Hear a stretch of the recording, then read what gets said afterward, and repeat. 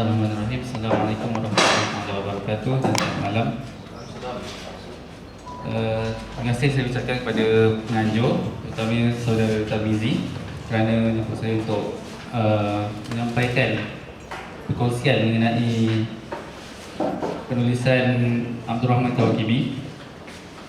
Pertama sekali, Abdul Rahman Kawakibi ini merupakan seorang tokoh antara tokoh politik dan sosiologi dari tanah Arab pada kurun ke 19 antara 19 dan 20 Masihi.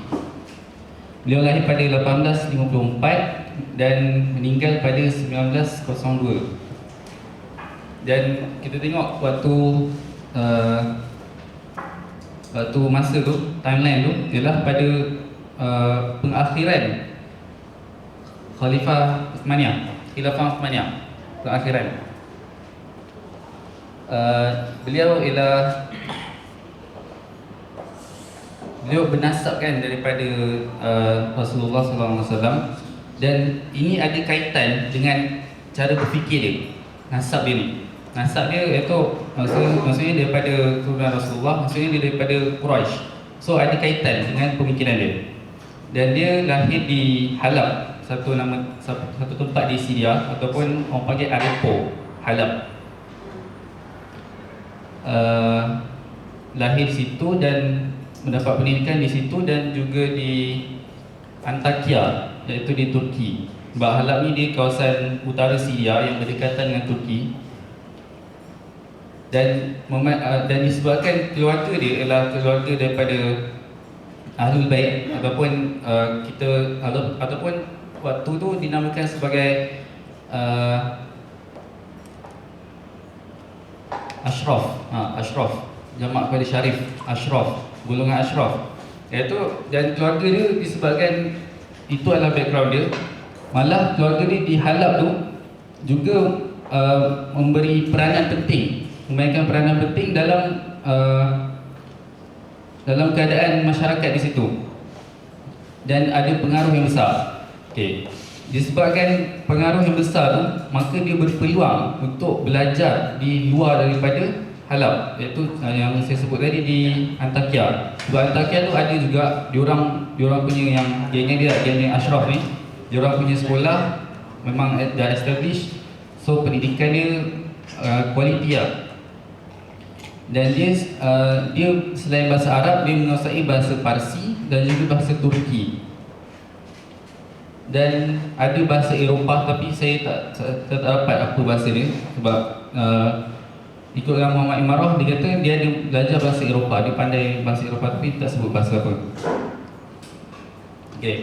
Itu dari sudut latar belakang pendidikan. Kemudian beliau juga adalah seorang wartawan.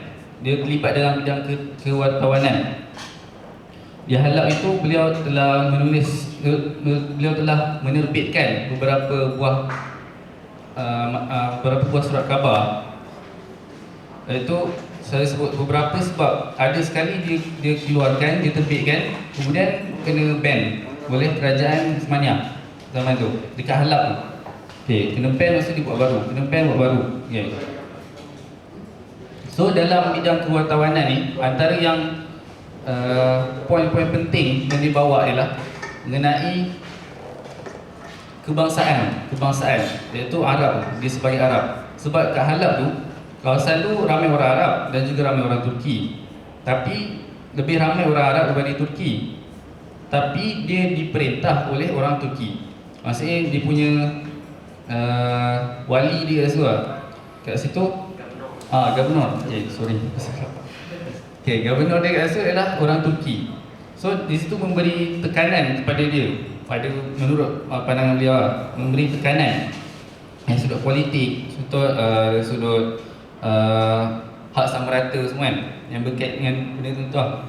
Kemudian dan ada di Halab juga beliau sampai satu masa dia menerbitkan surat khabar dalam bahasa Arab full.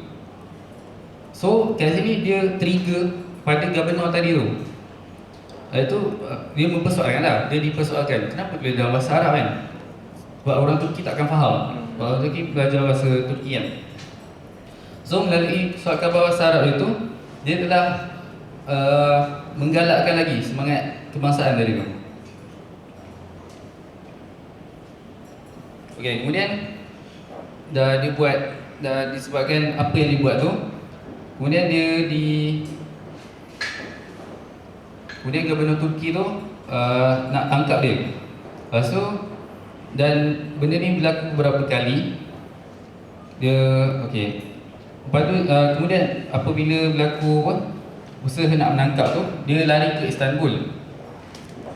Kemudian dia balik semula ke Halab dan dia teruskan dengan apa yang dia buat sebelum tadi tu. Kemudian akhir sekali dia lari ke Mesir. Lari ke Mesir pada tahun 1899. Di Mesir dia juga ada dia terlibat sekali dengan Rashid Rida dan Muhammad Abduh dalam Al-Manar, dalam menghasilkan Al-Manar. So kat situ dalam menghasilkan Al-Manar, kemudian dalam penulisan-penulisan dia lagi keras berbanding Rashid Rida dan Muhammad Abduh. So disebabkan hal tu, saya tak ingat saya tak ingat sama ada Rashid Rida atau Muhammad Abduh.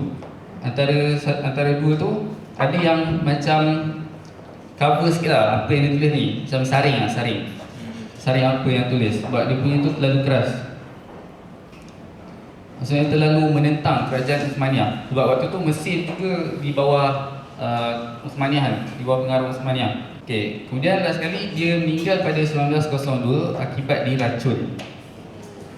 Dan lepas dia meninggal tu baru kemudian lepas dia meninggal, Sultan Abdul Hamid yang kedua kan tentu dia tengah memerintah Khilafah Uthmaniyah. Dia hantar orang supaya simpan penulisan-penulisan Kawakibir. Tapi bukan penulisan yang Taba'i Al-Istibdad ni, ataupun bukan Ummul Qura. Dia ada lagi dua penulisan lain, iaitu Sahaif Quraisy dan Wal-'Azamatu Lillah.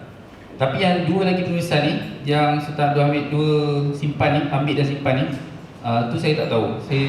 Saya tak jumpa lah. Dan Muhammad Imarah pun tak sebut.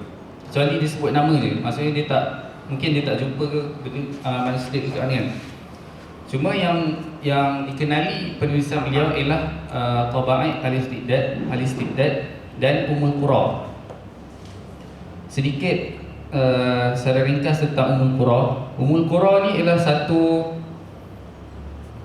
saya fikir dia satu konsep OIC tu. Tapi OIC yang betul-betul power lah, bukan yang macam sekarang kan. Memang betul-betul OIC. Sebab dia macam satu novel, tapi dia menceritakan macam mana sebuah kerajaan Islam tu sepatutnya bergerak, maksudnya macam mana dia patut dibincangkan. So Ummul Qura ni nama lain bagi Mekah. Dan dalam buku Ummul Qura ni, dia menceritakan tentang perjumpaan beberapa orang pemimpin dari negara-negara Islam. Maksudnya tempat-tempat utama dalam dunia Islam. Contoh dari Turki, dari Mesir, dari Maghrib, Morocco, dari Iraq, bukan dari Iraq, dari Baghdad, ada dari Mosul, itu saya ingat.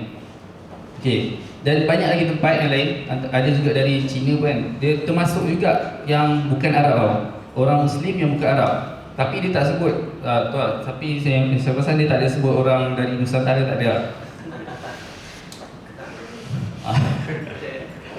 Dari Nusantara tak ada. Okey, tapi poin dia adalah kat situ dia mengumpulkan semua pemimpin ni di Mekah pada ketika itu. Ni sebagai novel lah. Novel dia nak menceritakan tentang macam mana cara berfikir tu. Okey. Kemudian kat situ dalam Ummul Qura ni ada 12 perjumpaan, dan di situ semua ada membincangkan tentang, contoh ada pendidikan, tentang agama, tentang cara beragama seorang Muslim tu macam mana dalam kehidupan seharian, ke antaranya lah.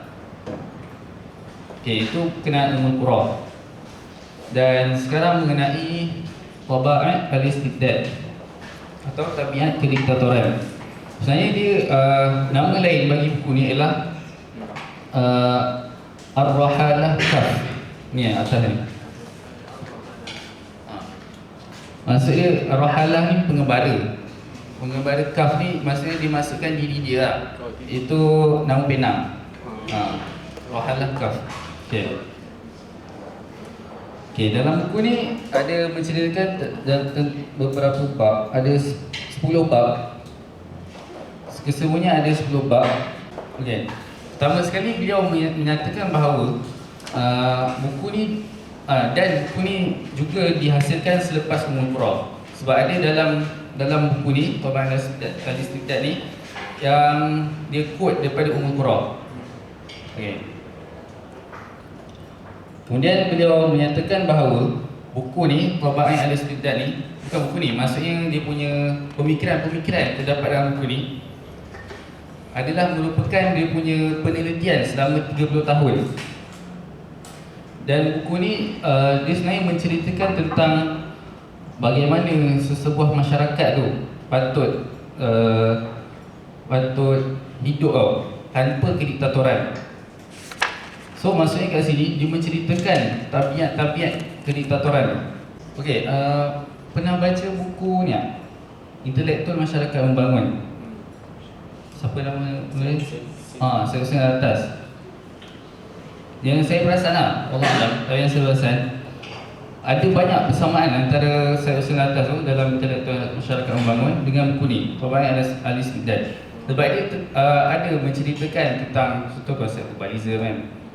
Contoh konsep intelektual, intelijensia, orang bebal, orang yang jadung, itulah. Okey, kemudian mengenai kediktatoran. Kediktatoran ni antara yang beliau takrifkan dalam buku ni, beliau menyatakan banyak takrif bagi kediktatoran. Antaranya yang beliau nyatakan ialah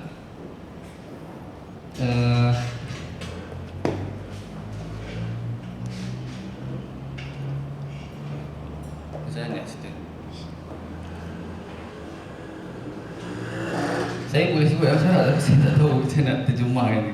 Tapi saya faham. Sekejap. Dia kata boleh terjemah tak? Maksudnya penguasaan seseorang individu ataupun sesebuah kumpulan dalam sesebuah kerajaan, dalam sebuah kerajaan ataupun organisasi yang menyalahi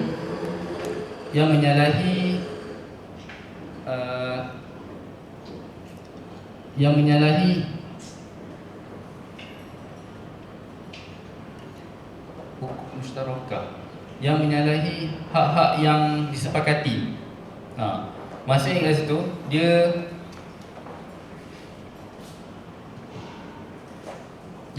monopoli istiqlal. Dia memonopoli keadaan tu. Dia memonopoli apa yang disepakati, hak-hak yang disepakati oleh sesebuah masyarakat ataupun sebuah organisasi ataupun sebuah kerajaan. Okey, itu berkenaan maksud istibdad ni. Dan kemudian beliau, antara poin penting yang beliau nyatakan mengenai kediktatoran yang paling dahsyat ialah kediktatoran yang ada pada diri sendiri, iaitu berkenaan dengan ilmu. Maksudnya kat sini seseorang tu dia boleh belajar tapi dia tak nak belajar, dia malas nak belajar. Dan kat sini beliau ibaratkan bahawa contoh ilmu tu adalah cahaya, maka di sebalik lawan bagi cahaya ialah bayang-bayang, dan bayang-bayang itu adalah kezaliman. Okey, itu berkenaan dengan ilmu. Kemudian beliau juga selain ilmu, beliau menyatakan mengenai kediktatoran dalam agama, iaitu penyalahgunaan peranan agama oleh orang politik. Raya juga anak kau. Okey. Oh tu rekam tu. Tak bagi kita boleh edit. Agak Okey, maksudnya kat sini penggunaan agama ni telah menghasilkan dia menampakkan bahawa pemimpin tu, maksudnya pemimpin yang ditator tu, dia adalah orang yang berhak untuk dia jadi seolah-olah dia jadi orang yang berhak untuk disembah. Ni secara tak langsung Tapi tu dan satu hal lagi, ayat dia memang agak ni satu agak berbunga-bunga dalam tu ni, dan satu lagi keras. Keras maksudnya? Keras maksudnya memang kritik. kritikan dia keras. Ini tak ulang tadi yang sekumpulan kecil yang Menguasai. ulang ayat. Maksudnya diktator ni ialah dia orang yang sama ada dia bersifat individu ataupun dia bersifat dalam satu kelompok. Okay. Masuk satu pakatan Atas? ke atas yang dia menguasai sama ada organisasi, masyarakat atau kerajaan. Tapi dia menyalahgunakan apa yang dia kuasa, menyalahgunakan kuasa tu. So dia menyalahgunakan dengan apa cara yang dia nak, asalkan dia dapat capai apa matlamat dia. Tu masuk diktator. Okey, kemudian antara poin penting juga dia sebut tentang sifat orang awam. So kat sini ada itu sebab saya cakap dia sama macam diktator masyarakat pembangunan, sebab kat situ ada disebutkan tentang intelektual, golongan intelektual, kemudian golongan apa yang tu? Golongan bebal. Golongan bebal. So yang dimasukkan, yang kita boleh samakan di sini ialah golongan bebal ni sebagai golongan diktator. Kemudian golongan intelektual ni ialah sebagai kat sini dia sebut sebagai golongan ilmuwan tak kisah dalam pelbagai bidang sekalipun. Okey. Kemudian so kat sini tentang orang awam. Orang awam ni beliau menyatakan bahawa sifatnya ialah mengikut sahaja apa yang diperintahkan. Maksudnya kalau dia diperintah oleh orang baik, so dia akan ikut juga. Tapi kalau dia diperintah oleh golongan diktator pun dia akan ikut. Kemudian yang berkenaan tentang ilmu tadi tu, kediktatoran ilmu, beliau juga ada mengkritik tentang golongan ulama ataupun tak semestinya ulama yang kita faham, ataupun iaitu golongan ilmuwan lah, juga terangkum juga golongan ulama yang mengikut telunjuk golongan diktator. Itu dia ada kritik juga, kritik dengan keras. Kemudian sifat diktator yang lain pula ialah mereka ini takut. Sebenarnya adalah orang yang paling pengecut. Itu adalah sifat diktator, iaitu dia pengecut sebab dia tahu bahawa macam mana cakap? Dia pengecut sebab dia tahu tentang orang lain, iaitu dia tahu tentang rakyat dia macam mana kan. Tapi rakyat dia tak tahu dia tu macam mana. Itu sebab dia takut. Dia takut orang lain tahu tentang dia macam mana. So diktator ni dia akan cuba sedaya upaya untuk menggunakan orang bawahan dia. Kemudian dia juga ada sebut tentang diktator yang berlaku dalam sesebuah masyarakat. Apabila sesebuah masyarakat tu dia dah diperintah oleh diktator itu, dan orang yang bawah-bawah, maksudnya tak kisah memang tu bawah dia ataupun memang rakyat kelas bawah lagi juga, kalau dia hanya menurut pada pemerintah, maksudnya pemerintah diktator, maksudnya kat situ juga berlaku diktator pada rakyat tu. Kediktatoran tu juga wujud. Itu kaitnya dengan kediktatoran pada ilmu tu. Itu sebab dia kata yang paling hina ni ialah maksudnya diktator yang paling teruk ialah diktator pada diri sendiri, iaitu berkenaan tentang ilmu. Maksudnya masyarakat yang diperintah oleh diktator, yang masyarakat tu bersifat diktator ialah orang-orang yang jahil. Maksudnya dia tak nak cuba untuk mengubah apa apa yang berlaku pada masyarakat dia sendiri. Dia tak nak cuba untuk ubah. Dia tetap hidup macam biasa. So kat sini dia nyatakan bahawa orang macam ni tak lain tak beza daripada haiwan biasa. Malah lebih hina sebab ada kalanya haiwan tu dia boleh bertindak menurut kemahuan dia. Tapi bila dia tak boleh bertindak menurut kemahuan dia, maksudnya lebih hina daripada haiwan. That's what tadi yang disebut. Kemudian seterusnya beliau juga ada menyatakan mengenai peranan golongan di bawah diktator. Maksudnya golongan di bawah diktator ni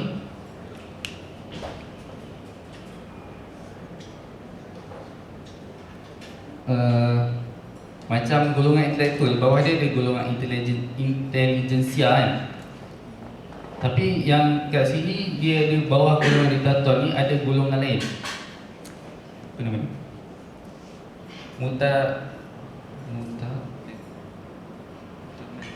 Mutamajidin. Istilah dia mutamajidin.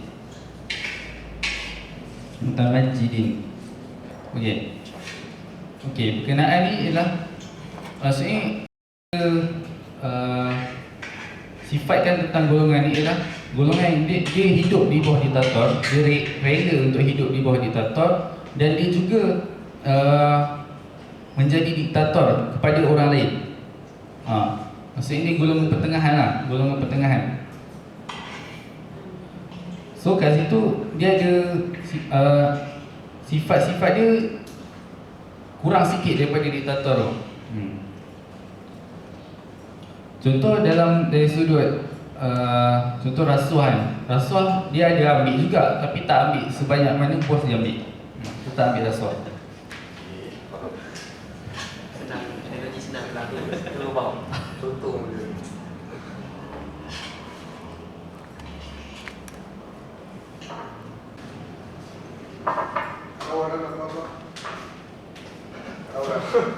Belum lagi. Ini ada pilih terus seterusnya. Dah boleh frame sekejap. Order apa-apa. Ada siapa nak order lagi tak makanan? Minum tak? Minuman nak tambah boleh lah. Minuman kalau nak tambah boleh tak masalah. So far okey lah. Kejap lagi. Okey. Kemudian saya tinggal satu lagi. Satu lagi Kawakimi punya pandangan mengenai politik Islam beliau. Pandangan Kawakimi mengenai politik Islam, iaitu beliau masih menekankan ni ada contohnya dari Ummul Qura tu berkaitan dengan khilafah. Beliau menyatakan bahawa khilafah ni semestinya dipegang oleh orang Arab, terutamanya bangsa Quraisy. Ni dia punya pandangan politik lah. So khilafah tu memang kena ada dan dipegang oleh orang Arab, terutamanya bangsa Quraisy, dan dalam masa yang sama. Sebab inilah ada kait dengan penentangan dia terhadap Osmania. Bang Osmania orang Turki kan, dia tak suka. Dan kemudian pada setiap gubernur tempat-tempat yang dipegang oleh khilafah tersebut, mestilah berlaku konsep demokrasi. Maksudnya poin dia kat sini ialah khilafah tu tetap ada dan demokrasi pun ada. Maksudnya bukan demokrasi semata-mata, dicampur. So yang pegang yang paling tinggi sekali tu ialah khilafah. Kemudian yang di bawah tu bersifat demokrasi. Okay. Kemudian seterusnya mengenai harta, demokrasi dan harta.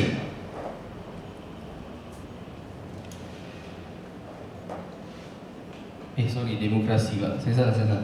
Istidad. Diktator. Kediktatoran dan harta. Iaitu dekat sini dinyatakan bahawa kediktatoran ni akan meneruskan jarak antara jarak jurang antara yang miskin dan yang kaya. Sebab orang diktator ni beliau umpamakan seperti orang yang mencari kayu api, tapi bukan di negeri dia sendiri, dia cari kat tempat lain. So dia cari dengan nak segera tau. So dia ambil je apa yang dia jumpa, dia ambil. Dia tak fikir pun orang lain. Itu yang analogi yang Kawakimi bagi. Maksudnya kat sini, seorang pemerintah diktator itu akan sentiasa rasa nak menambah harta dia, nak mengumpulkan harta dia, tanpa berfikir tentang orang lain macam mana. Kemudian beliau ada sebut mengenai harta ni, bahawa harta ni takkan habis. Maksudnya kat sini manusia takkan pernah puas untuk mengumpul harta.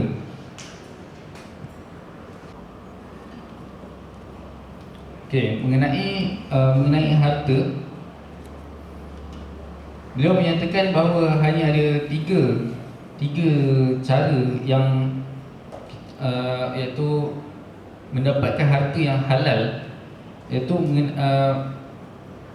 berkait dengan yang pertama dengan pertanian ataupun peternakan. Maksudnya orang tu dia boleh dapat daripada hasil bumi ini sendiri. Kemudian dari sudut perkilangan dan juga perniagaan, tiga. Dan dia kata bahawa benda yang selain daripada tiga ni semuanya adalah cara diktator mendapatkan harta, iaitu semuanya tidak halal. Antara melalui rasuah, kemudian melalui Pemaksaan salah tu. pemaksaan, ada juga Cukai. cukai, riba, saya tu riba.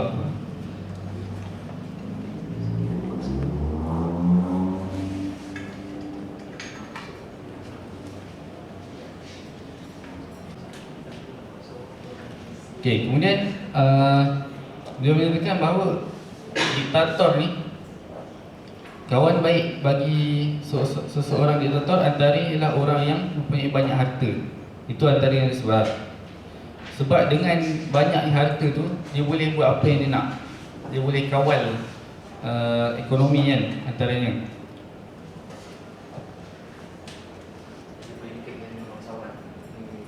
Itu golongan bangsawan.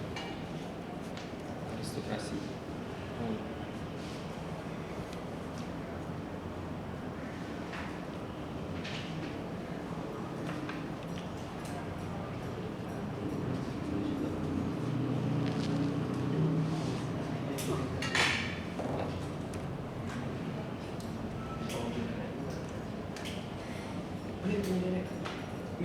Nak tanya sikit. Macam mana kalau dalam buku tu sendiri dia menceritakan bahawa untuk memilih satu khalifah tu perlunya bangsa Quraisy itu sendiri yang memimpin kerana kemegahan dan kedudukan bangsa Quraisy itu sendiri. Tapi pada masa yang sama dia menolak kediktaran. Macam mana kalau dia dah bagi satu keistimewaan kepada bangsa Quraisy, tapi bila bangsa Quraisy sudah duduk kat kedudukan dan kuasa, bukankah boleh berlaku satu salah guna kuasa dan diktator balik? Okey, sebenarnya benda tu dia nyatakan dalam kitab Ummul Qura. Dan hal itu yang kitab tu saya tak habis baca lagi. Saya baru baca sikit. Tapi yang saya tahu, yang saya tahu ialah dia sebab apa dia nak menetapkan bangsa Quraisy tu, sebab dia berdasarkan hadis lah. Itu antaranya. Itu antaranya. Tapi dalam masa yang sama, yang Ummul Qura ni, maksudnya satu perjumpaan ni, dia kena berlaku, saya tak ingat, tapi dia kena ada satu yang bersifat annual lah. Perjumpaan kena berterusan. Dekat Mekah. Maksudnya perjumpaan gubernur-gubernur tu dengan khalifah tu kena sentiasa berlaku secara kerap. Itu bagi memastikan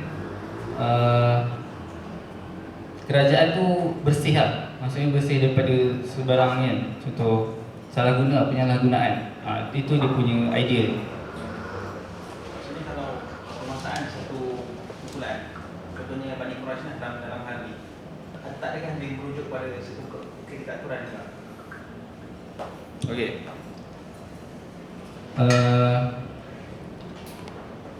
Pada saya tahu lah. Okey, sebab saya tak baca, saya cakap saya tak baca kan. Okey. Tapi pada saya kalau kita fikir balik, tidak mengapa kalau dia jadi tidak semestinya akan merujuk kepada suatu kediktatoran. Sebab yang terlibat dalam perjumpaan tu ada juga bangsa-bangsa lain. So kat situ pada saya dia tak semestinya sebab dan perjumpaan tu berlaku dengan kerap, so akan nampaklah dia punya integriti as well. Allah alam. Tapi ini semua idea kan. Ini kira maksudnya masa zaman Turki sebenarnya memerintah tak ada berlakunya seperti yang itu yang disebutkan lah. Berarti Tak dia ada. khalifah tak selalu turun padang, tak jenguk. Kira governor-governor pun jarang dapat. Dan governor-governor pun orang Turki. Itu sebab dia cadangkan satu idea ni. So kena lihat pada kondisi semasa waktu tu juga. Hmm. Kenapa ID itu timbul? Sebab governor-governor kalau kita baca, kalau kita tengok sejarah contoh macam di Mesir. Mesir tu yang governor Mesir ialah orang Turki kan. Contoh di Halab ni ialah orang Turki. Dan malah di Mekah juga orang Turki, ada juga orang Turki yang jadi governor. Dan di Yaman pun ada juga. So maksudnya penguasaan bangsa. Lepas tu dia start lepas tu dia rasa nak lawan benda-benda ni. Dan governor-governor pun ada yang salah guna, ada yang buat rasuah juga. Okey, kemudian mengenai kediktatoran dan akhlak. Kat sini beliau nyatakan bahawa suatu kerajaan yang terhasil, suatu kerajaan diktator, dia memang takkan dapat menghasilkan suatu generasi yang berakhlak baik. Memang takkan berjaya. Sebab apabila usul suatu tu dia dah rosak, so yang cabang-cabangnya pun akan rosak.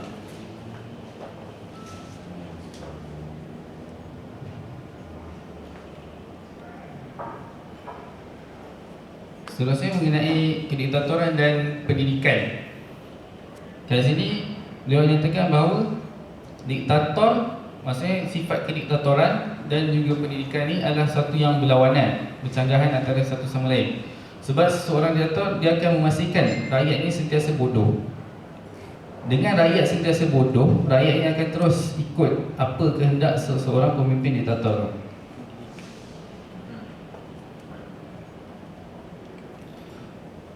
Selain itu, pemimpin diktator juga dia akan menampakkan diri dia hebat dan jadi hero dalam sesebuah masyarakat. Itu apabila masyarakat contoh ditimpa petaka kan, dia turun padang. Yang tak turun padang. Maksudnya tak semestinya yang tak diktator tak turun padang. Tapi dia turun padang nampak macam gah lah. Pergi nampak gak.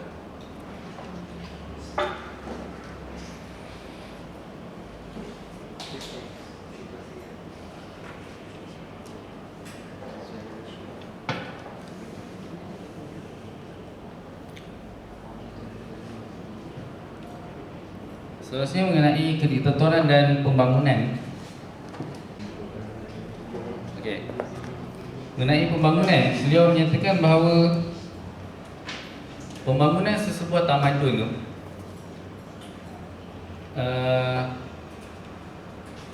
yang dikatakan sebagai pembangunan, iaitu yang pembangunan yang paling dikehendaki oleh sesebuah tamadun, maksudnya yang paling perlu ada. Sifat pembangunan yang paling perlu ada pada sebuah tamadun ialah dari sudut ilmu dan juga harta. Kemudian setelah itu beliau ada menyatakan tentang sifat-sifat sebuah pembangunan itu macam mana. Maksudnya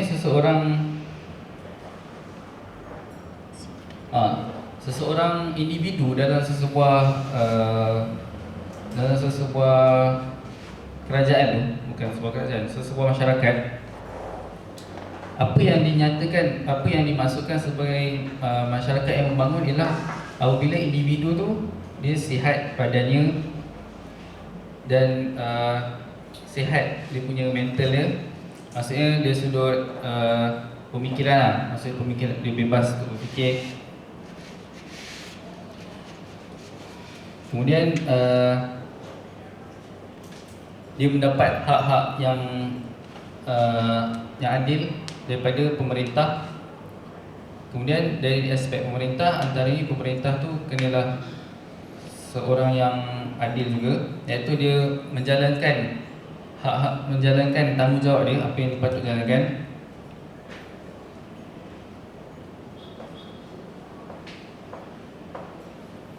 Kemudian dari sudut perundangan, iaitu undang-undang tu mesti dilaksanakan.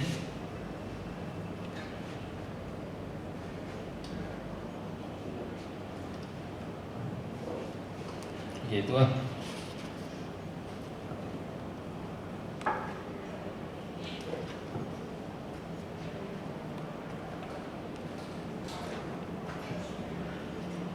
Okay, kemudian yang terakhir iaitu kediktatoran dan cara untuk keluar daripadanya.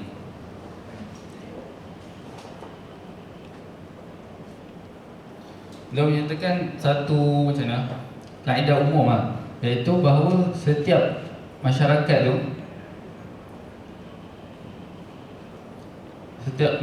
tu, suasana politik dia sentiasa dalam keadaan percubaan. Maksudnya sama ada dia dicuba oleh orang yang nak membawa kepada kebebasan ataupun dicuba oleh orang yang nak membawa kepada kediktatoran.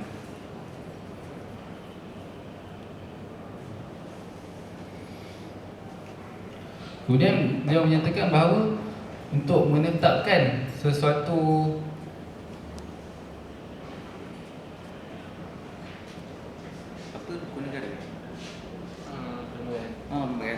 Okey, beliau menyatakan bahawa nak menetapkan sebuah perlembagaan dalam sebuah masyarakat itu adalah perkara yang paling susah. Di sini beliau dalam tentang kenegaraan, beliau menyatakan, dia menimbulkan, sebelum dijawab cara nak keluar daripada kediktatoran itu, dia sebut tentang apa yang dia memberikan persoalan kepada pembaca tentang apa yang dimaksudkan. Contoh, apa yang dimaksudkan tentang masyarakat, apa itu masyarakat, apa itu kerajaan, apa itu hak bersama, kemudian apa itu kesamarataan dalam hak masing-masing, kemudian hak peribadi, kemudian bentuk-bentuk kerajaan, jenis-jenis kerajaan, kemudian tanggungjawab kerajaan, hak kerajaan, kemudian adakah masyarakat perlu mentaati kepada kerajaannya, sama adakah dalam setiap perkara ataupun adakah dalam beberapa perkara. Kemudian dalam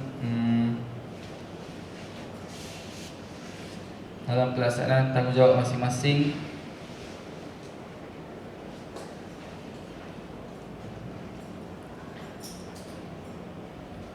so kat sini ada 25 semuanya.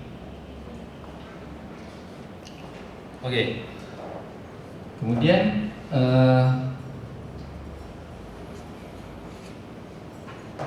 macam mana nak bebaskan daripada kediktatoran? Okey, ada 3 poin. Poin pertama ialah masyarakat yang tidak merasa, masyarakat yang tidak rasa sama ada secara keseluruhan ataupun secara kebanyakan tidak rasa tentang kediktatoran, maksudnya tak rasa tertekan kediktatoran tu, tidak layak untuk mendapatkan kebebasan.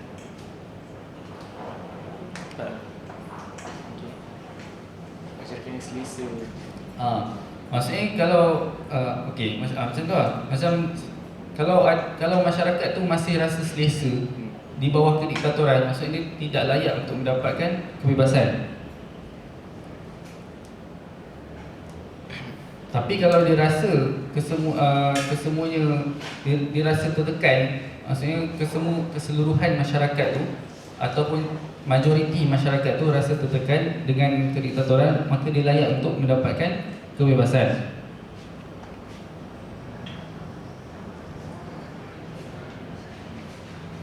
Contoh kat sini kita dapat lihat antaranya, contoh kita ambil pada peristiwa Arab Spring lah, revolusi Arab kan. Kita tengok di Mesir tu. Di Mesir tu keadaan di situ sangat menekan pada tahun 2011. Kerajaan Mubarak tu sangat menekan rakyat dia, sampai rakyat dia lama-lama rasa macam tertekan lah dengan Mubarak punya kediktatoran tu.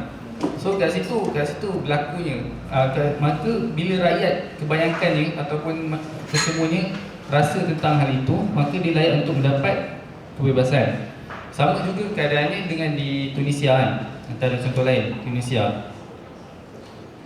Firstly, sebab ada orang tu yang penjual sayur tu, yang dia bakar diri sendiri tu, disebabkan nak berniaga tak boleh, tapi tak berniaga tak dapat duit.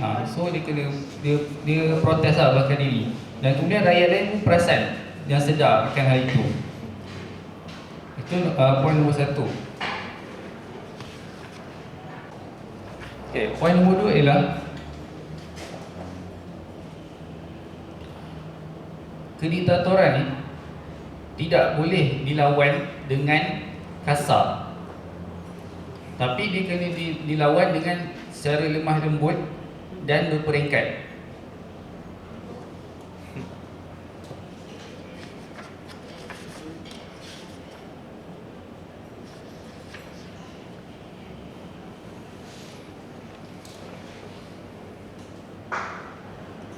Maksudnya ini kita boleh ambil contoh sebagai Mesir lah, macam saya sebut tadi kan.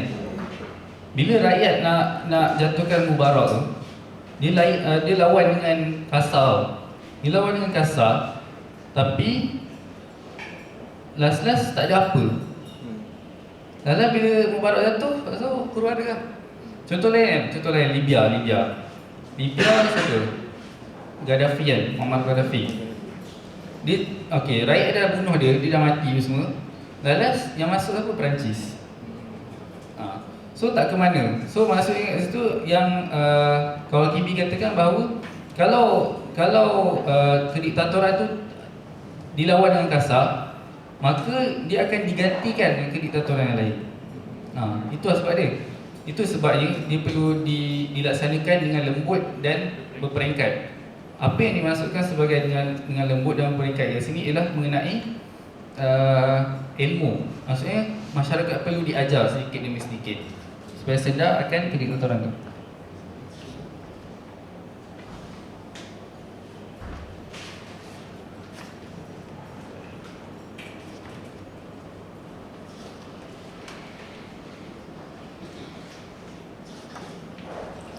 Kemudian poin nombor 3 ialah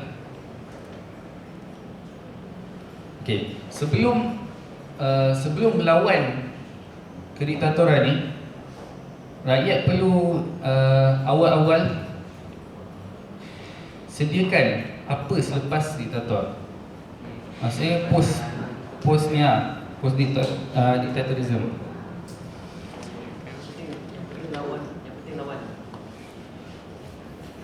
Itulah. So itulah, kalau kita nak jatuhkan sesebuah diktator, sesebuah kerajaan yang bersifat diktator, kita jangan semangat-semangat je, tapi otak kosong kan, tak lihat. Kemudian tentang poin yang ketiga tadi tu, sebab apa kalau kita nyatakan ni? Sebab sesuatu perkara, sesuatu misi tu, suatu urusan tu, dia mesti ada satu matlamat. So kalau kita nak jatuhkan kerajaan diktator tapi tak ada matlamat yang legap, maka dia tak akan berlaku. Dan untuk menghilangkan kediktatoran tu, perancangan mengenai kerajaan baru tu yang akan menggantikan diktator tu, dia mesti sama ada dia disepakati oleh semua ataupun oleh kebanyakan yang lebih daripada 3/4 bilangan masyarakat tu. Sebab kalau dia kurang daripada tu, contoh dia sebab orang lain dia akan jadi, sebab kalau dia ada orang yang tak setuju, kalau ada orang yang tak setuju, maka kelompok yang tak setuju tu dia ada potensi untuk jadi next diktator. Bahkan kat sini dia sebut jika sekalipun 1/3 yang tak setuju tu, maka itulah akan yang menjadi diktator yang seterusnya.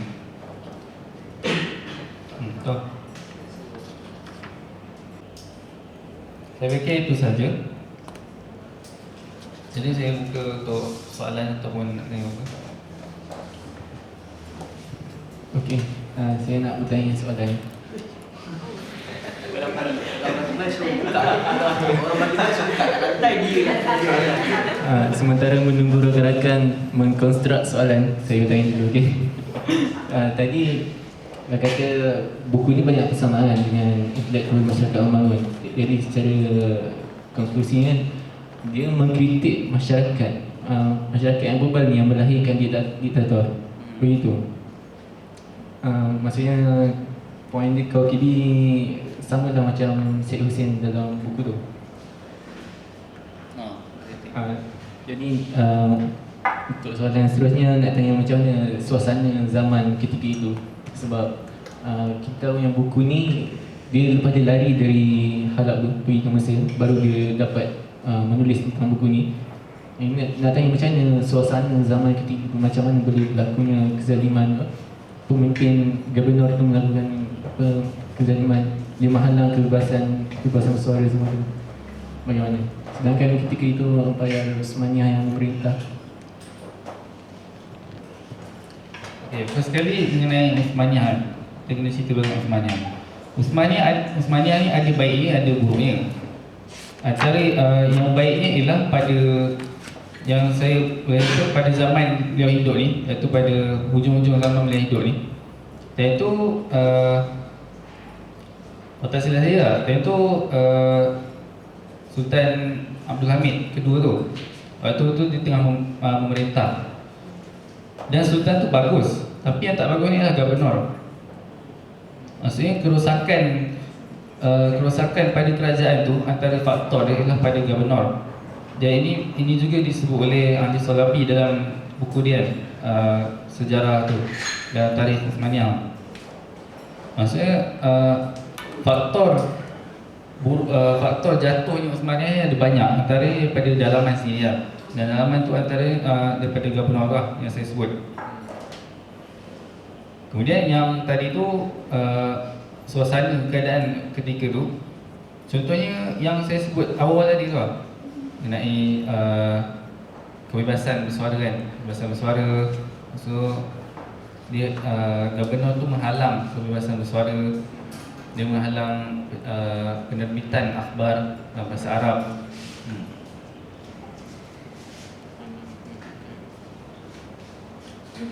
Hal yang sama juga berlaku di Mesir, lepas dia lari Mesir tu kan, sebab masih di bawah Osmaniyah kan. So adalah orang-orang yang ni, orang-orang yang cerita tentang dia lari ke Mesir tu kan. Dan juga tu lalas dia kena racun. Maksudnya diracun tu adalah orang Islam sendiri. Maksudnya tradisi intelektual pada zaman tu memang tak ada, memang ditekan oleh pemerintah. Maksudnya zaman tu biasalah zaman akhir-akhir sebuah empayar memang macam tu kan. Saya buat Ibn Khaldun cakap. Okay, siapa nak tanya soalan? Soalan. Dan kalau nak tanya soalan tu tolong kuatkan suara sikit sebab kita Tak ada mic jauh. tak tahu. Assalamualaikum. Saya nak tanya, kediktatoran ni dia boleh berlaku kepada orang yang nak lawan diktator sendiri. Contohnya saya sebagai presiden sebuah parti Islam. Dan saya menyangka perbuatan saya perlu menghalang beberapa perkara atas faktor saya menganggap benda itu adalah perkara yang baik. Jadi adakah Saya perlu menghalang menghalang suatu perkara atas sebab saya menganggap tindakan menghalang itu boleh membawa kemaslahatan. Jadi saya contoh majlis agama kan, dia akan haramkan buku ni, dia akan tangkap orang ni kan, kerana dia beranggapan benda tu adalah benda yang baik. Jadi adakah Abdul Rahman Al-Kawakibi ni dia menganggap itu sebagai kediktatoran ataupun tidak? Maksudnya menutup kepada pintu kesesatan. Betul.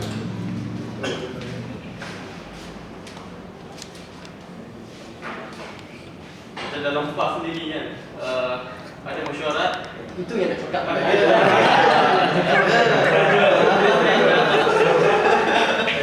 Dia pendam. Mereka sudah sepakat untuk bersama dengan Perkataan Rakyat perundangan. Kemudian atas faktor presiden mungkin nampak membentuk united government itu lebih penting. Jadi dia telah menyalahi apa yang telah diputuskan oleh mesyuarat. Adakah itu sebuah kediktatoran menurut Abdul Rahman Al-Kawakibi? Apa soalan? Soalan ni mana? Nak terus jawab.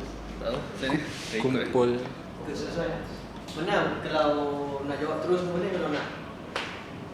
Jawab dulu lah. Nak. Okey,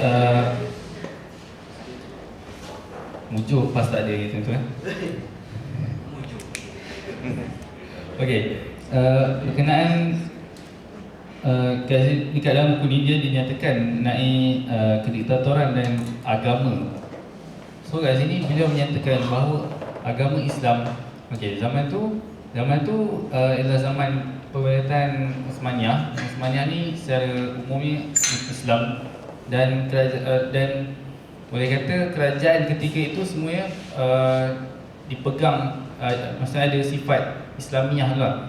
Sifat Islam tu ada di situ. Okey. Dan Kawakibi dalam bab kediktatoran dan agama, beliau menyatakan bahawa agama Islam ini biasalah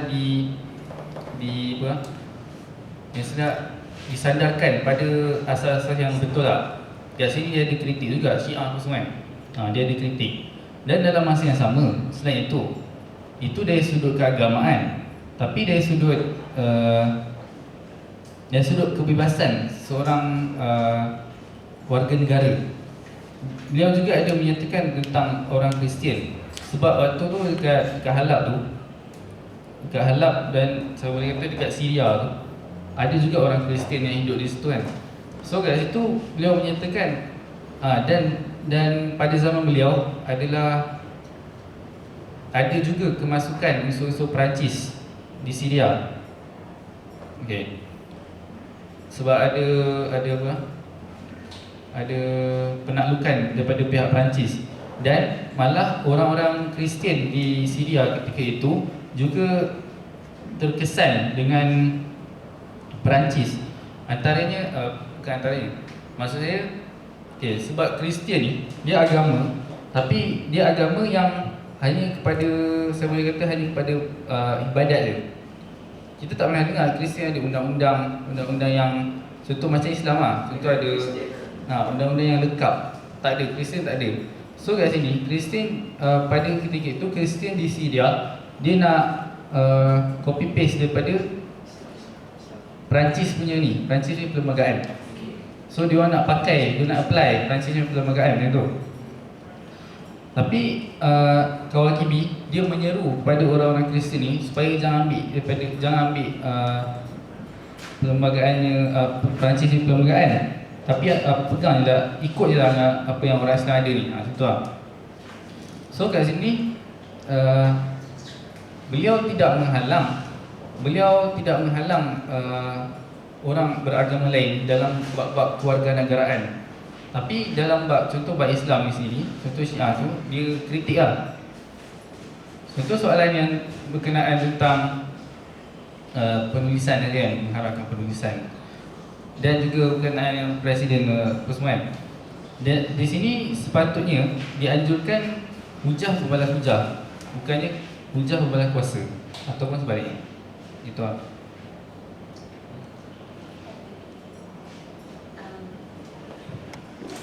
Tak nak.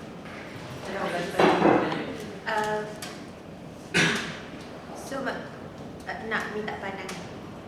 Kiranya diktator ni adalah sesuatu cara memerintah yang tak baik pada pandangan. Oh, pandangan saya. Ya. Bila jawab soalan tu saya ada jawab soalan lagi. Okey. Okey.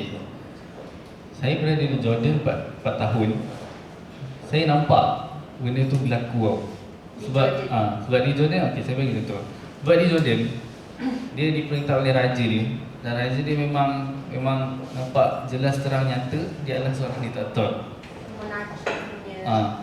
Dan dia boleh kata setiap premis perniagaan kena ada gambar dia. Tu wajib. Kalau tak ada gambar dia, saya tak pasti sama ada itu melanggar undang-undang atau tak, tapi memang wajib ada lah. Dan setiap contoh kenderaan pun mesti ada gambar dia semua. Kiam Luhur. So kat sini, lepas tu ada satu ketika tu sampai satu tahap tu, okey, orang Arab ni dia punya makanan ruji dia roti tau. Setiap hari memang kena beli roti baru lah. So ada sekali tu dia naikkan harga roti. Rakyat semua marah. Marah gila-gila ni marah. Memang turun padang habis lah. Memang kecoh habis lah.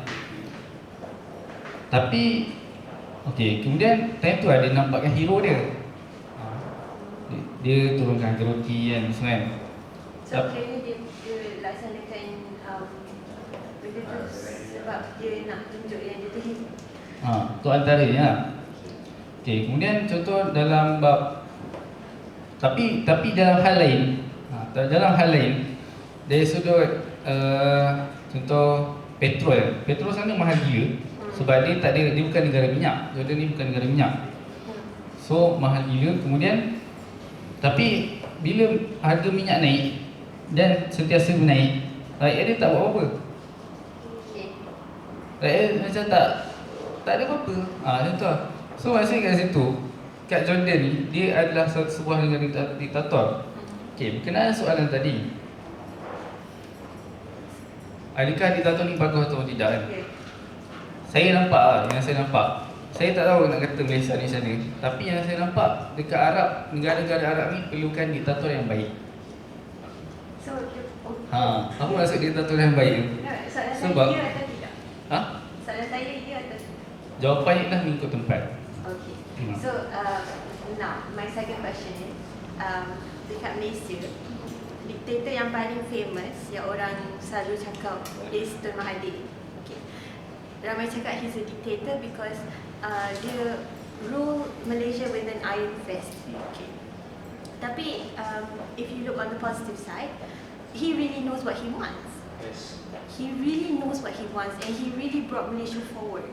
Dia majukan Malaysia, tapi dengan cara dia tu orang nampak Apa maksud maju?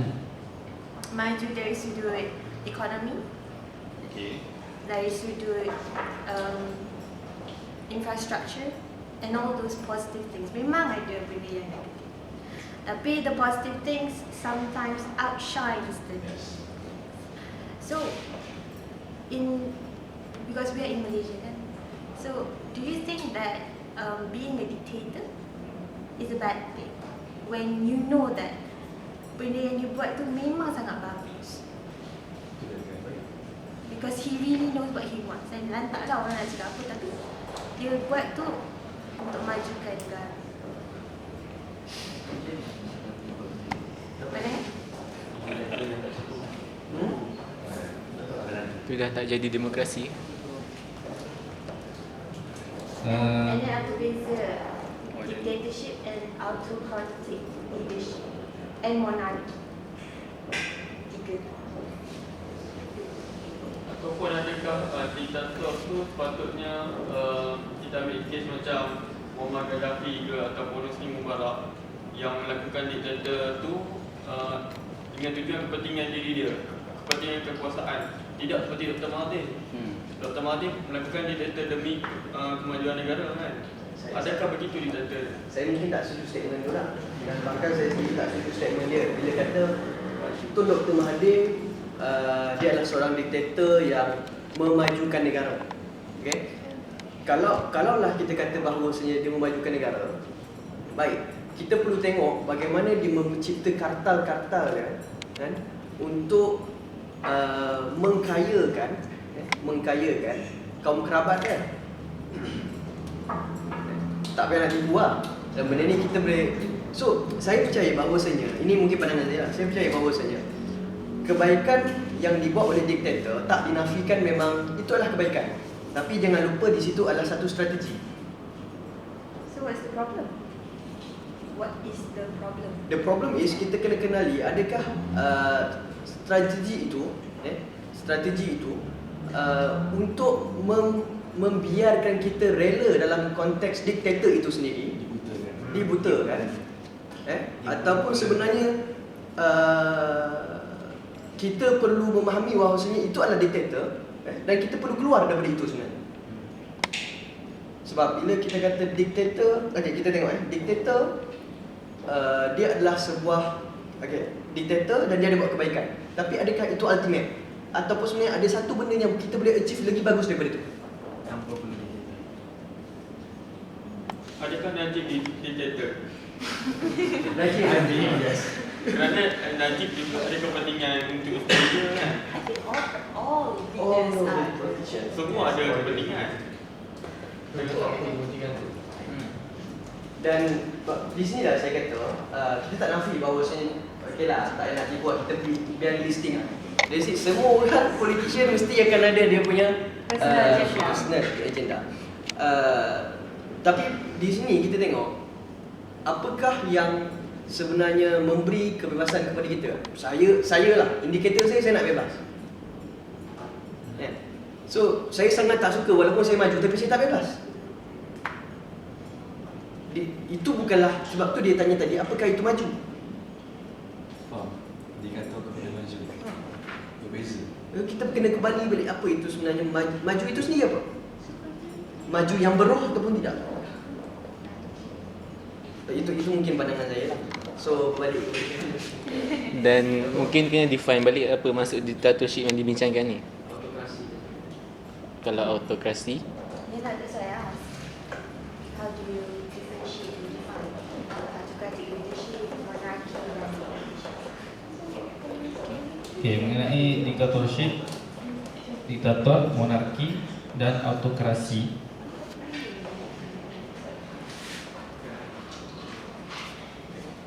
Dan okay, satu benda yang saya masih tertanya-tanya dengan kawan KB juga, ada hal yang masih persoalan timbul pada diri saya mengenai macam saya sebut tadi, dia nak dia menyatakan bahawa syura tu dalam sebuah kerajaan ni, syura tu bersifat autokrasi. Ni kawan KB punya ni syura tu bersifat autokrasi, tapi yang dia punya pelaksanaan dia, maksud pelaksanaan kerajaan tu, apa dia nak laksanakan tu bersifat demokrasi. Yang tu saya boleh sampaikan je tapi saya tak mampu nak ni sebab itu bukan bidang saya. Dan mengenai juga mengenai diktatorship, monarki dan autokrasi, dan mungkin saya tak tahu secara banyak, tapi saya sebut je apa yang saya tahu sebab saya ditanya. Diktatorship ni ialah pemerintahan kuku besi. Kemudian monarki ialah pemerintahan yang sistem beraja yang anak beranak tu. Autokrasi pula ialah autokrasi tu.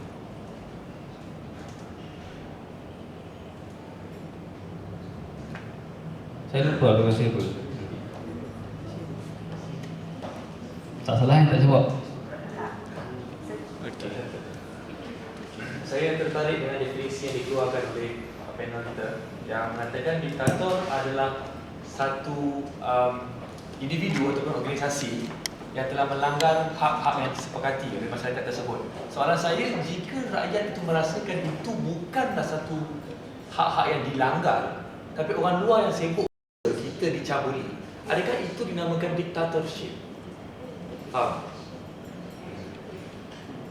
Dari situ kita tengok juga adakah pelanggaran hak tu ataupun yang dinamakan sebagai hak, tapi dia adalah kita nampak dia adalah pelanggaran, tapi mungkin dia bukan dinamakan sebagai hak, tapi ada pihak lain nampak sebagai hak. Sejauh mana benda tu berlakunya kemudaratan dan manfaat. Dia itu kena nilai lah. Bergantung kepada kemudaratan lah. Bermakna tak jatuh hukum diktator lah di situ kan. Tidak semestinya.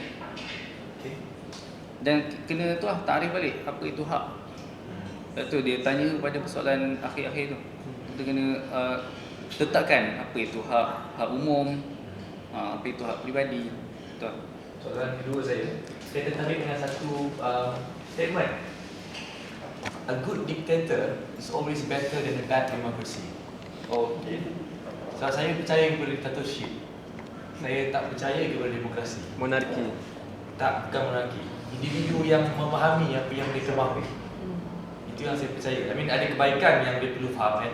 Tak boleh nafikan. Kejahatan akan ada sedikit. Tapi tak semestinya sebab kata Atika kena foreshadow kebaikan tersebut. So, pendapat anda dan pendapat juga perlu difokuskan. Sampai sekarang saya tak faham nama dia apa sebenarnya. Abdul Rahman Al-Kawakibi. Kawakibi. Abdul Rahman Al-Kawakibi. Kawakibi. Thank you.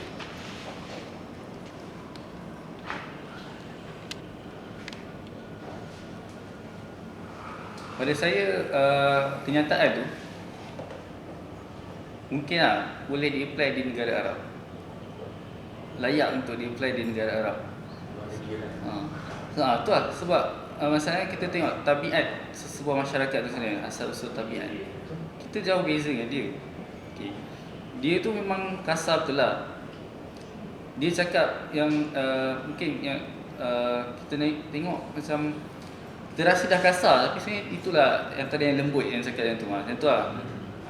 So kat sini demokrasi di negara Arab memang takkan berlaku. Bukan takkan berlaku, boleh berlaku di Tunisia. Tunisia yang saya nampak yang telah berlaku dan cantik lah. Tapi ni tempat lain contoh di Mesir, rosak. Di Jordan, rasuah. Negara apa yang tak ada rasuah? Maksudnya banyak rasuah kalau tidak di negara Arab. Malaysia ada juga kan. Tapi untuk kenyataan tu boleh di-apply di negara Arab. Yang tu saya nampak memang betul lah. Kenapa tidak di belah-belah kita? Belah-belah kita kalau tengok sejarah kita pun datangnya daripada sultan. Ya. Adakah tak dari segi sejarah itu sendiri tak ada kesesuaian yang kepada budaya kita ataupun kepada diktator tu?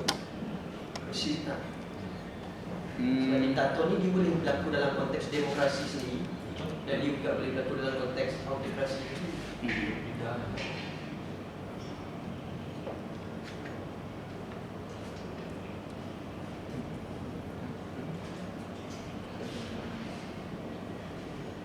Saya tak pasti.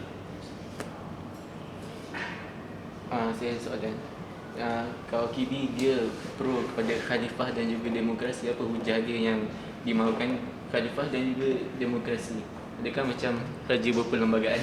Ada ataupun sebenarnya khalifah ni seperti dijemput sekarang sebagai satu sejarah. Ataupun ya seperti England dia king Dia ada tapi simbol. Dia tak termasuk dalam sistem pentadbiran itu. Bagaimana yang dikatakan di khalifah dan demokrasi? Saya juga ada fikir tentang tu, raja perlembagaan kan yang dimasukkan oleh Kawakibi ni. Tapi term tu tak ada lagi lah waktu tu. Mungkin term tu tak ada, tapi dia dah sebut sifat dia macam mana. Mungkin benda tu ada. Maksudnya seperti begitulah. Sebenarnya macam tu saya sebut tadi. Cuma mungkin sebab saya tak baca Kawakibi punya buku sendiri. Dan sebenarnya malam ni kita nak memperkenalkan Al-Kawakibi sebab saya percaya bahawa ramai orang tak kenal Al-Kawakibi. Dan saya kenal Al-Kawakibi ni tahun 2012 tu. Saya baca buku Prof Mahmud Zudi, keluaran PTS, 5 tokoh penggugat dunia. 5 tokoh penggugat dunia. Salah seorang tokoh dalam tu adalah Al-Kawakibi. Tapi problem dia, penulisan Al-Kawakibi di Malaysia memang tak diterjemahkan. Kalau pergi ke DPP, pergilah mana-mana pun memang tak ada. Dan juga saya mencari beberapa penulisan di Indonesia tentang Al-Kawakibi, sangat susah nak jumpa.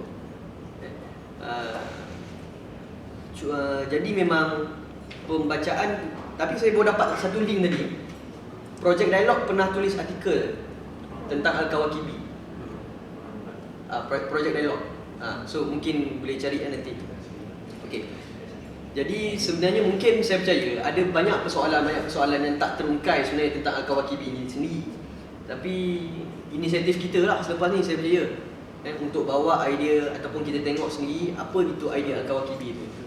Sebab saya berharap jangan kita datang sini untuk dapatkan pencerahan seterusnya lah kan. So kita sendiri memang kena cari benda tu lah. Sebab memang saya bagi tahu terus terang memang Al-Kawakibi sangat tak dibincangkan di Malaysia. Tapi saya tak tahu situasi semasa ABIM 70-an dulu macam mana. Tapi saya rasa buku ABIM pun tak ada terjemah agak Al-Kawakibi lah. Okey, saya ada soalan.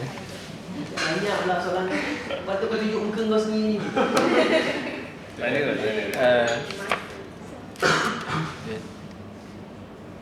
Tadi ada sebut Kawakibi ada mengkritik tentang kewenangan ahli politik yang menggunakan agama untuk memerintah dan untuk dictatorship tadi lah. Jadi adakah Kawakibi ni juga dia menentang pemerintahan dari golongan agama? Dia pro-sekular atau tidak?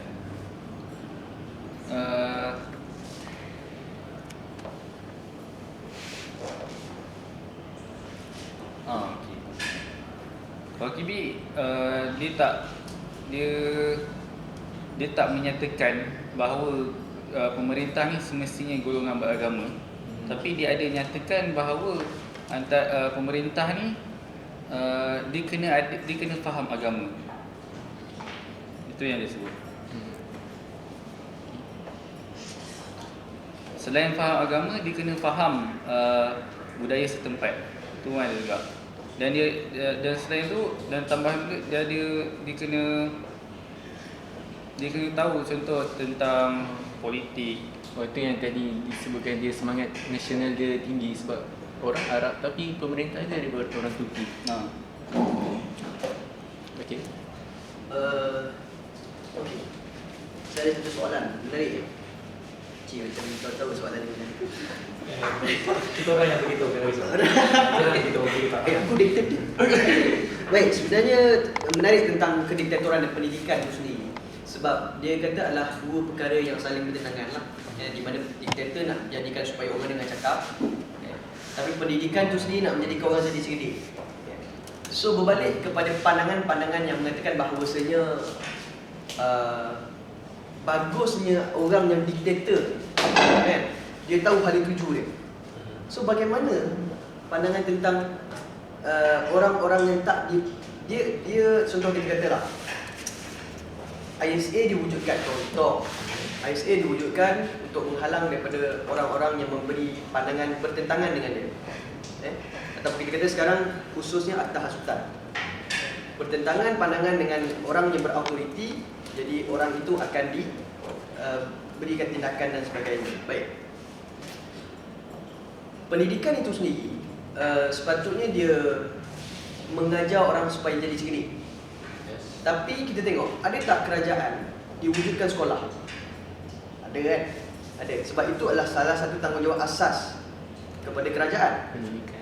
Tetapi bagaimana rasa kita sendirilah, rasa kita sendiri bila mana kita belajar, dan belajar itu hanya satu aliran yang kita tahu dia salah tapi dia diajar juga di sekolah. Sebab apa? Sebab tu diktator punya perangai. So adakah kita rasa bahawasanya tak apalah sebab pembangunan dia bawa bagus? Kita kenalkan anak-anak kita dibodohkan. Ya. Terima kasih, tambah ayat tu. Susah nak jumpa ayat. Ayat tu sudah. So ya, maksud saya, saya tengok balik. Okay. Maksudnya pendidikan itu sendiri dia yang sebenarnya pendidikan ni sendiri tau yang menyebabkan orang pergi bergaduh dengan diktator. Setuju. Dia macam menempah maut. Dia bagi pisau dekat orang supaya bunuh dia. Itu sebab dia kena maintain bodoh. Sebab dia kena maintainkan bodoh kan. Betul. So mana Jadi antara tangan utama yang perlu dipegang dulu adalah pendidikan. Ya, Bila dia dah pegang pendidikan, barulah kediktatoranya itu diteruskan. Sebab lahirlah orang-orang yang akan bersetuju dengan kediktatoranya atas alasan dia ingin mewujudkan satu pandangan, dia akan memajukan. Betul. Dia saja yang boleh memajukan. Orang lain tak boleh. Brainwash. Lebih kepada itu. Tapi mungkin dalam masa yang sama, bila kita dah tahu pendidikan ni tak betul kan, dan kita mungkin tak mampu nak ubah secara direct, kita kena buat satu suasana alternatif. Caranya dan contoh kalau kita baca buku-buku sejarah sekolah menengah kan, kita kena hidangkan juga dengan buku Farisno. Itu pun best juga pasal sejarah kan, sebab dia bagi cara fikir yang lain. Perspektif berbeza. F-A-R-S-H. Siapa kaya? Lecturer di Singapore, ada Nanyang Polytechnic University Singapore. Dia hebat sejarah sekarang. Dia ahli sejarah. Dia orang Malaysia. Dia orang Malaysia. Ada order. Tapi dia berhijrah ke Singapore. Farisno banyak tulis di DBP banyak. DBP buku lama tu. Buku lama. Banyak lah buku dia tentang sejarah. Banyak juga. Setahun dia. Masih ada dia banyak lagi. staf. Masih ada lagi. Saya ada satu soalan tadi Tuan sebut kediktatoran tu kita kena lawan secara lembut. Secara lembut yang Tawakibi maksudkan, adakah dia pendidikan dia sudut ideologi lain atau dia mengepung? Sebab kalau kita ajar masyarakat kediktatoran, apa itu kediktatoran? Mungkin masyarakat itu dia akan mewujudkan satu kumpulan lagi untuk lawan. Dan dia mungkin akan jadi seorang diktator lagi. Adakah dia perlu mengepung dia punya Okey, mengenai apa yang kau Kibi sebut tadi tu, secara lembut dia satu frasa, dia secara lembut dan berperingkat. Yang dimasukkan dalam huraian dia adalah iaitu secara lembut dan berperingkat ni, maksudnya dia perlu berlaku sikit-sikit dan dalam masa yang sama secara lembut ni bukan maksudnya tidak agresif tidak agresif, iaitu kena ikut perancangan. Benda ni kena berlaku dalam secara dengan terancang dan rapi.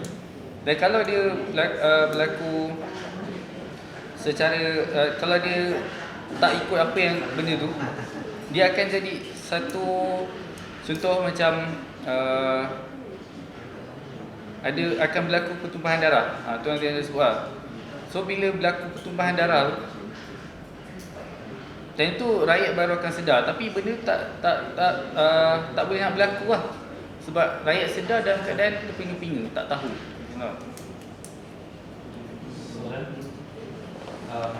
Berminat dengan idea lemah lembut tersebut, saya terfikirlah, andai kata jika itu perlu untuk menggantikan diktator yang sedia ada, contoh macam Malaysia sendiri, dan kita nampak Pakatan memang betul menggantikan diktator, tapi cara-cara kita nampak bukan merujuk berlemah lembut yang dinyatakan oleh Tawakibi. Jadi bagaimana kita nak aplikasikan perkara tersebut untuk memantapkan lagi Pakatan ini untuk ambil alih dictatorship? Macam di politik ke cakap? Kembali kepada pen. Saya tak tahulah malam ni adalah daripada ahli Pakatan Rakyat sendiri kita. So kita pulang pada kelas sama dia nak jawab, kita jawab soalan. Maknanya kita perkaitkan idea tersebut. Ya. Kita sepadukan macam mana?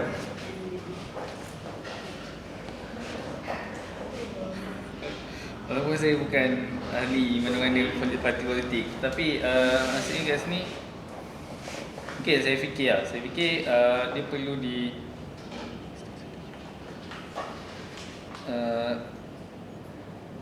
tak tahu macam saya sebut tadi lah, dia kena lemah lembut ni maksudnya tidak agresif.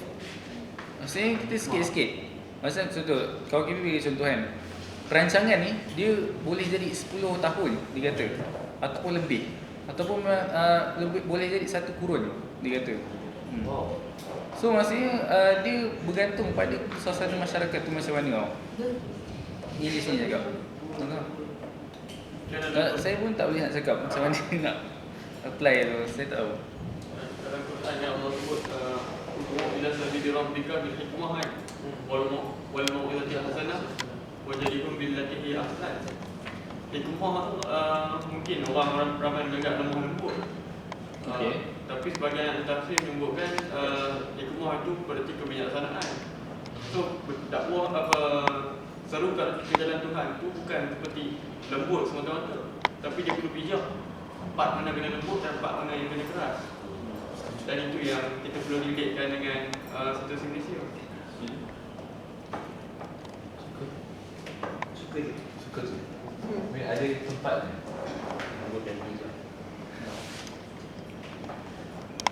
So ada soalan lagi? Ada.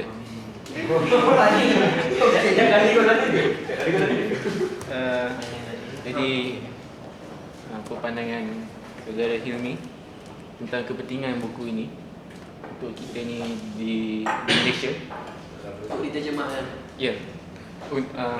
Maksudnya Siapa yang bertanggungjawab? dan bagaimana sendiri Encik Hilmi tengok situasi di Malaysia ni, adakah dia menghampiri seperti yang disebutkan oleh KOKB itu, dan cara-cara kita keluar dari kebebasan itu bagaimana untuk dilakukan di negara ini? Banyak tu kan.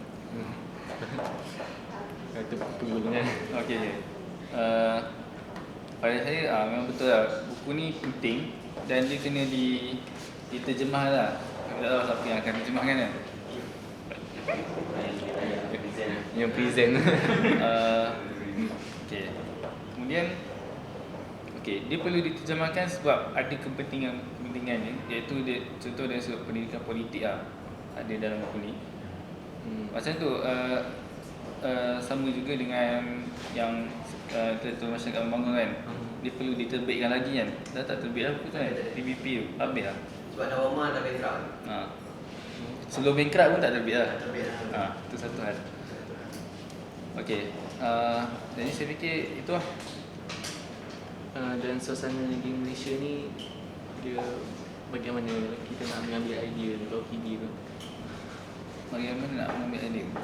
Kita teruskan pada demokrasi yang begini, yang mendidik masyarakat. Okey, mungkin tentang idea tentang khilafah dia tak boleh kan, tak boleh buat lagi kan. Okey, tapi kita ambil idea yang demokrasi dia tu. Dan kita ataupun idea poin-poin penting mengenai kediktatoran tu, kita boleh ambil. Kiris.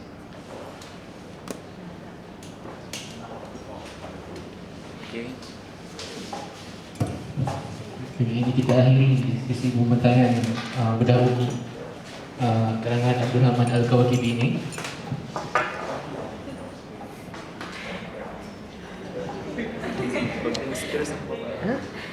InsyaAllah 12 hari bulan. Okey, insyaAllah untuk program kelas pencerahan yang seterusnya 12 hari bulan 3.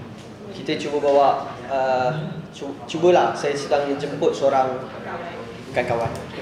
Saya telah jemput Datuk Nur Jazlan. Datuk Nur Jazlan dia pengarah PAC untuk government.